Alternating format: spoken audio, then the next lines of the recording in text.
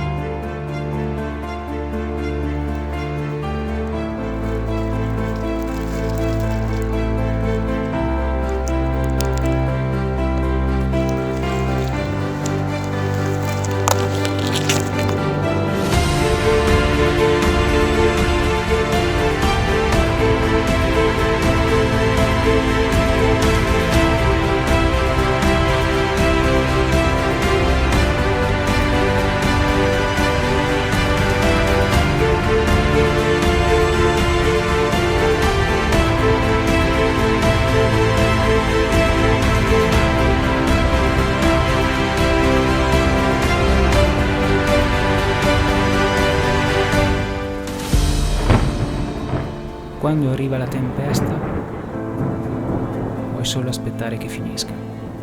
Ciò che conta è come reagirai dopo.